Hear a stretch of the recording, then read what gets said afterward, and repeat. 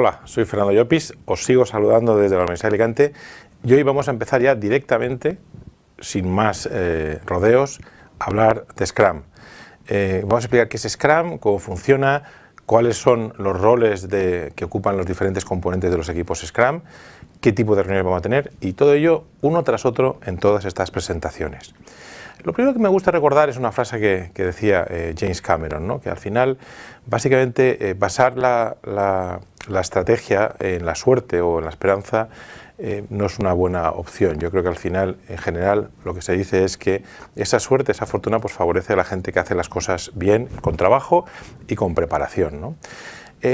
Curiosamente no es una presentación deportiva, ¿no? Pero sí que vamos a comparar lo que es el fútbol y el rugby, ¿no? Es decir, la idea del fútbol básicamente es una estrategia que planifica el entrenador y que va de alguna forma en base a tu equipo, tus jugadores y los del equipo contrario, pues durante toda esa semana van preparando cómo van a plantear ese partido del fin de semana, ¿no? Hay unos momentos donde puede dar unas charlas que pueden tener más o menos incidencia en función del carácter del entrenador, que es justo antes de empezar el partido y en el descanso de cada uno de los partidos, ¿no? Hay momentos en que los jugadores pues hacen pequeñas jugadas en los lanzamientos de las faltas, pero la mayoría de ellas están previamente preparadas, ¿vale? Son pequeños detalles que modifican ese devenir del partido, ¿no? ¿Qué diferencia hay con el rugby? Pues el rugby también hay un entrenador, que suele ser más grandote en general, los jugadores también más grandotes, y también hacen su preparación previa durante el partido. Pero, curiosamente, durante los partidos hay momentos donde hay una especie de pausa y donde los jugadores, abrazados en muchas ocasiones, empiezan a tomar decisiones sobre qué es lo que tienen que hacer, ¿no? En cada uno de los intentos deciden los jugadores porque muchas veces el entrenador ya no llega a ellos. Es uno de los conceptos fundamentales de Scrum y es el concepto de autogestión del equipo. Ya no hay que esperar que alguien nos diga cómo tenemos que solucionar los problemas, sino somos nosotros los que tenemos que decidir cómo hacerlo, ¿no? Ya abandonamos los deportes y hablamos de dos personalidades, dos ejecutivos japoneses que empezaron a trabajar en unos informes sobre cómo se desarrollaban los productos tecnológicos en las empresas japonesas y lo que necesitaban cada vez más los clientes, ¿no? Y esto da lugar al concepto del Scrum, que curiosamente ese modelo de desarrollo se debe a la famosa melee de rugby, de cómo avanzan los jugadores de ambos equipos, ¿no? ¿En qué se centró su trabajo, ¿no? Pues básicamente era en estudiar los productos tecnológicos, ¿no?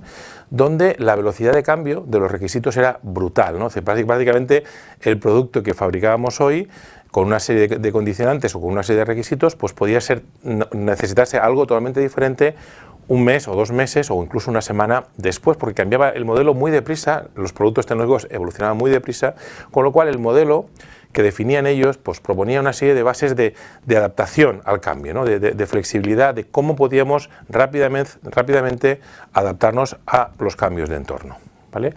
Y alguien, pues en un momento determinado, debió pensar, ¿qué cosas cambian día a día? Pues obviamente las cosas que cambian más día a día son los requerimientos del usuario en los desarrollos software, y por eso Ken Schwaber presentó en 1995 lo que era el marco de desarrollo de software, que era básicamente los principios de Scrum, ¿no?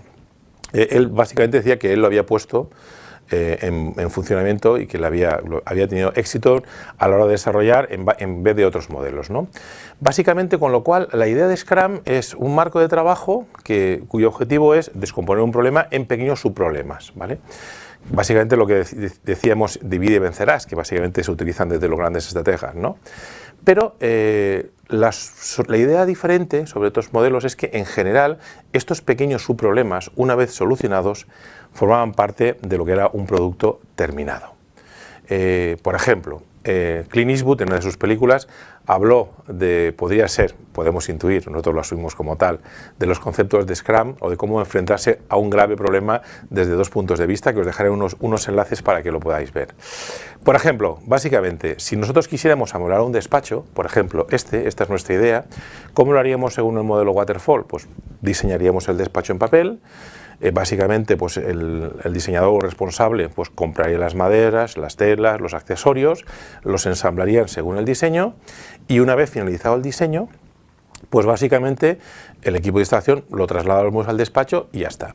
Básicamente hay dos pequeños problemas. En primer lugar, de que ese despacho, hasta que no lo finalizan, no lo podemos utilizar, y después que a lo mejor cuando nosotros vamos a ver el despacho que nos han montado, nos damos cuenta que en vez del despacho moderno nos montan un despacho un poco más clásico, ¿no?